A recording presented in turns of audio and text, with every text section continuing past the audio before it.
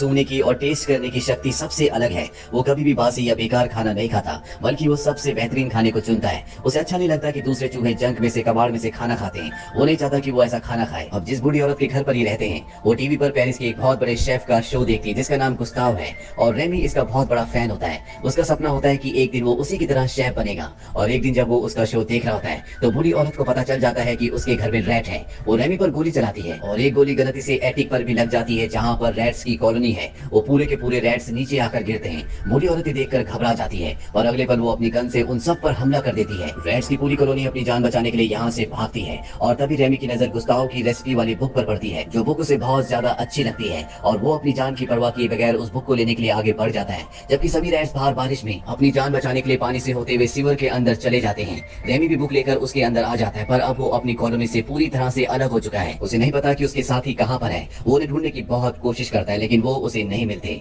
और अब वो पूरी तरह से हताश हो चुका है। अभी वो अपनी रेसिपी की किताब को खोलता है, और जैसे वो किताब को खोलता है गुस्ताव उसके सामने आ जाते हैं। दरअसल वो ये सब इमेजिन कर रहा होता है। गुस्ताव से कहते हैं कि तुम्हारी जिंदगी बहुत बड़ी है, तुम जो करना चाहते थे, जो बनना चाहते थे, बन जाओ। जिस सफर पर तुम आगे बढ़ना चाहते थे, बढ़ जाओ, तुम्हें कोई नहीं रोक सकता। इस बात से रेमी को बहुत मोटिवेशन मिलता है, और वो यहाँ से निकलकर सीधा पेरिस के गुस्ताव के रेस्टोरेंट में पहुंच जाता है, जिसे देखकर वो बहुत खुश होता है। वही रेस्टोरेंट के अंदर दिखाया जाता है जहाँ पर एल्फ्रेडो नाम का एक लड़का जॉब के लिए आता है। उसे यहाँ पर सफाई करने का काम मिल जाता है, और जब वो सफाई कर रहा होता है तो गलती से उससे सूप गिर जाता है। बहुत ज्यादा घबरा जाता है क्योंकि अब उसकी जॉब जा सकती है। सूप की क्वांटिटी पूरी करने के लिए वो उसमें अजीब अजीब सी चीजें डालना शुरू कर देता है ताकि सूप पहले की तरह पूरा हो जाए। ये सब कुछ रेमी ऊपर से देख रहा होता है। उसके साथ इमेजिनरी गुस्ताव भी होता है, जिसे वो हमेशा देखा करता है। दरअसल असल में गुस्ताव अब इस दुनिया में नहीं रहा, उसकी मृत्यु हो चुकी है, और रेमी उसे इमेजिन करता है। रेमी को देखकर बहुत गुस्सा आ रहा होता है कि नीचे एल्फ्रेडो पूरे सूप को खराब कर रहा है, और गलती से वो नीचे पानी में गिर जाता है। वो अपनी जान बचाने के लिए भाग रहा होता है, पर इससे पहले कि वो खिड़की से निकलता है, उसे सूप की खुशबू आती है, जिससे उसे एहसास होता है कि एल्फ्रेडो ने पूरे सूप को खराब कर दिया।